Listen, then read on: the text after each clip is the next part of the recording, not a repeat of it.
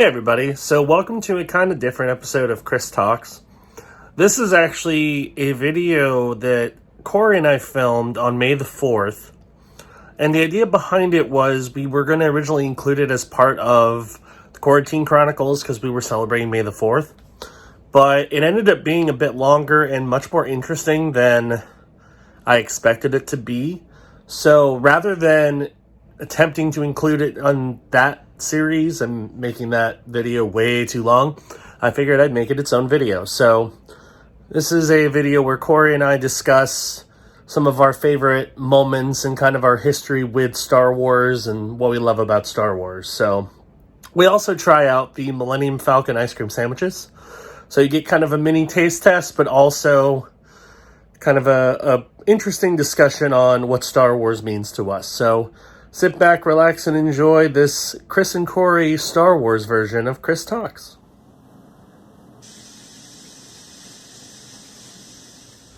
All right, hello. I'm here with Cory, and we figure we're going to celebrate May the 4th a good way. We didn't actually do anything Star Wars related today, but that's okay. We're ending it on a high note. We are enjoying Star Wars Millennium Falcon ice cream sandwiches.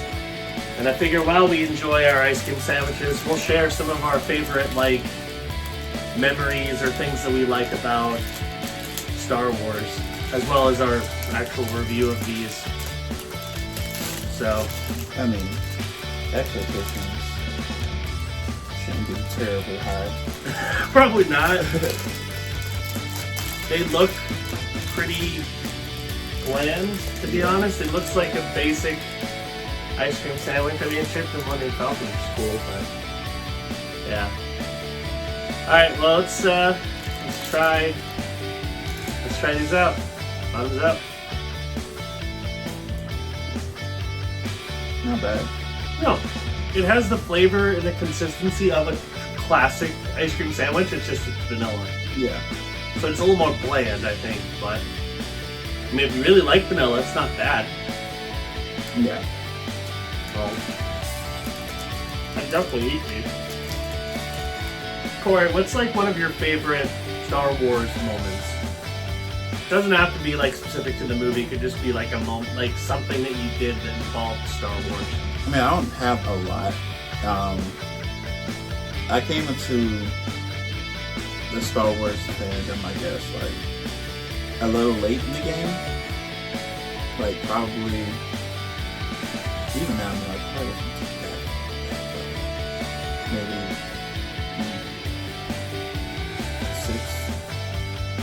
6 years ago, maybe. Mm-hmm. And that was because I was working at Once Upon a Toy when it was a lot more than what it is now. Yeah. And they had a build your own lightsaber section. And you probably, if you go to Disney or any of the parks, you'll see, you've probably seen the build your own lightsaber section. A lot of plastic pieces and stuff like that. And it's pretty neat for what it was before the new lightsabers came out. Yeah. Just completely blew those out of the water. I was tempted to pull mine out, but I've shown that enough, and I don't need to pull it out. But Yeah. I love my lightsaber. Yeah, it's pretty dope. Yeah. But we'll get assigned to that area to kind of just help out, help the kids build it and stuff like that. Not knowing anything about Star Wars or anything like that. When before I started watching the movies, I thought that Luke and Leia were boyfriend and girlfriend. I didn't know they were brother and sister. I mean, to be fair, that's what most people thought back in the day until Return of the Jedi, when they revealed that they were related. Yeah, but pretty much I was way behind. Of course, I knew what everybody knew, which was Darth Vader was Luke's father. The biggest spoiler in the history of cinema, basically. Yeah, I just saw a lot of the lightsaber scenes from the pre-sequels. I mean, they had the one from the original trilogy too, but it kind of sucked. I mean, well, no, honestly, the original, they're the just Luke and old. Darth Vader ones were Oh yeah, those are great. For the time that they were out. The Obi-Wan and Vader, or Obi-Wan and Anakin too. That sucked. Yeah. Of course, again, it was just it's two old men, and the film, it was the first film, but it didn't hit at all like the pre-sequel lightsaber duels and stuff like that. So basically, from seeing the Mustafar lightsaber battle between Obi-Wan and Anakin, I was like, I've seen some of almost all of these movies at one point. Maybe since Chris had the Star Wars movies, like all of them. At least all of them at the time. All the ones that were out at the time. I think you have all of them. No, I have all of them. Yeah. No. Not just on Disney Plus. I bought Rise of Skywalker on Blu-ray, so I literally own all of them. Point on. I made a point to familiarize myself with the product, because we're starting to get a lot more Star Wars stuff, and I wanted to know my stuff. And from that point on, I became a big fan of the movie. So, yeah. So, what would you say is your favorite, iconic moment of Star Wars fandom? A bunch, but I'll tell you my favorite. I'd rather you go with it first. So I have a lot. I started watching Star Wars when I was a kid. My dad was a huge fan, so he introduced me to Star Wars films at a very young age. I watched the special edition re-releases that came out in the 90s, so I've seen every Star Wars film in theaters, which not everybody can say that, so I'm proud of that. All of them many, many, many times. Great films. And working for Disney, I've worked for a Star Wars attraction, actually two different Star Wars attractions, because I opened Star Tours back in 2011, and I opened Jedi Training Trials of the Temple, got the name, back in 2015. So I've worked a couple Star Wars attractions as well. Big Star Wars fan. But I would definitely say, sounds hokey that this is my favorite Star Wars moment, but it really is my favorite Star Wars moment, is getting to ride Rise of the Resistance on opening day is probably my favorite Star Wars moment. I could tell you so many different moments I had at Star Wars weekends, or, going to a premiere of a Star Wars film. There's lots of different iconic moments, but Rise of the Resistance is the piece de resistance of Star Wars in terms of immersion, in terms of being a great ride, in terms of storytelling. It's unbelievable.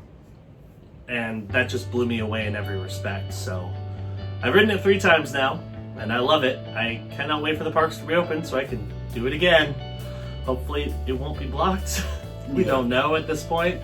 He hasn't ridden it yet, and I know he wants to really, really badly, so hopefully that will happen sooner than later. But yeah, that's probably my favorite Star Wars moment. The other one is probably when I worked Star Wars weekends.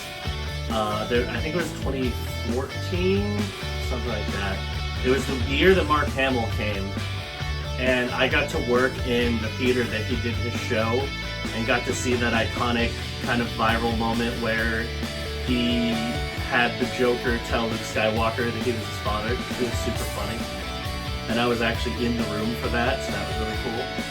So yeah, I've had quite a few awesome Star Wars moments, but those are just a couple of my favorites. Yeah, I'm definitely.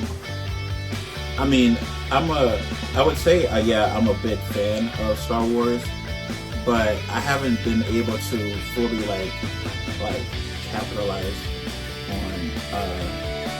on a lot of things Star Wars. So I don't own a lot of Star Wars memorabilia or merchandise or anything like that. But I've seen all the movies. I've seen all but the current season or I guess the current season of Clone Wars. So you have me beat on that. I haven't watched any of the TV stuff except for Mandalorian. So yeah, like when we had them, I don't know if we still do, like in any of the merchandise stores, but like the comics, I really enjoy the comics. And I just haven't been able to really like do anything that was like. You went to Galaxy's Edge. Yeah, I went to Galaxy's Edge, and that, I mean that's that's definitely a nice moment, and it was it was pretty dope, like seeing like stormtroopers walking around like questioning people and stuff like that, and trying the blue milk. Yeah, you try blue milk. Yeah. When we go back, we've already decided that once everything goes back to normal, and when I say back to normal, I mean back to normal, not partially reopened or whatever. We're planning on doing like a full-scale day at studios where we're gonna do Rise, we're gonna do Runaway Railway. I'm gonna take him to Olga's because he hasn't been to Olga's Cantina.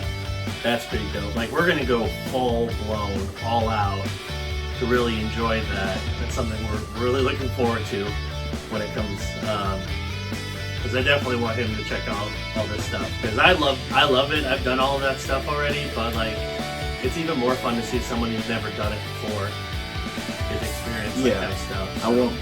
I would like to be able to have my own lightsaber and get your lightsaber.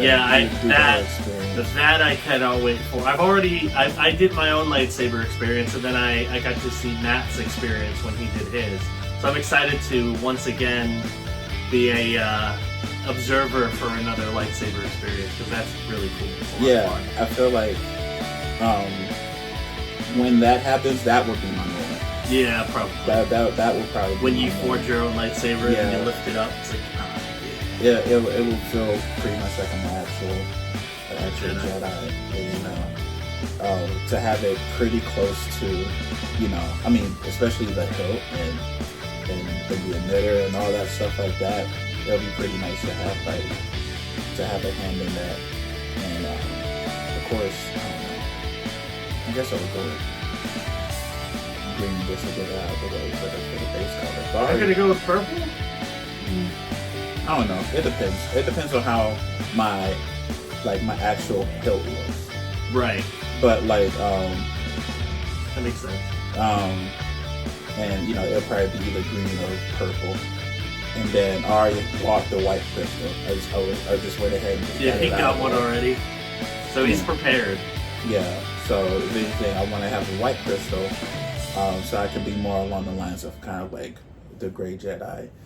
But other than that, like, yeah, pretty excited for the whole lightsaber experience, because it seems so much cooler than just having somebody be like, okay, so yeah, you can choose this piece for this piece and this piece for this piece, and then put the little plastic, you know, blade through the hilt, and voila, there's your lightsaber. And like I said, it was neat for the time, but interacting with Chris's lightsaber, it was pretty nice, and getting the whole feel for it, and like it just feels so good. Yeah. So I'm definitely very excited, and seeing other people's lightsabers in the parks and stuff like that, and it's all even the different cooler. styles. It's even cooler walking around Galaxy's Edge, like with a lightsaber on your back. It's like, oh, I feel like I belong here. Yeah. And then when you get a droid, you can walk around with a droid too. That's always fun. Yeah. It's pretty awesome. Yeah, and I'm looking forward to having like more merchandise. I think, as far as I know, I just have the plastic lightsaber, and that was back when I didn't know anything about Star Wars. Back in like 2009 or 2008 when we got those. Yeah, and so I just went with whatever. So basically, my design kind of sucks. So yeah, mine wasn't great either. I mean, I basically have Count Dooku, but it has a purple blade for some reason. Yeah, that wasn't very inventive. Granted, I'm not super inventive with my new lightsaber. I basically went straight Sith, but that's my alliance, so that's what I did. I still try to run that. Yeah. So, yeah, those are just some moments and some things that we really enjoyed about Star Wars and what Star Wars means to us on May the 4th. So it's kind of a cool thing to kind of just discuss and talk about our thoughts. So thank you for watching this episode of Chris Talks. Hope you enjoyed it. Remember, new videos on this channel go live every single day at noon Eastern Time. So hit that subscribe button, click that notification bell. That way you'll know when new videos drop. Thanks for watching. I'll see you next time on Chris Talks. Bye.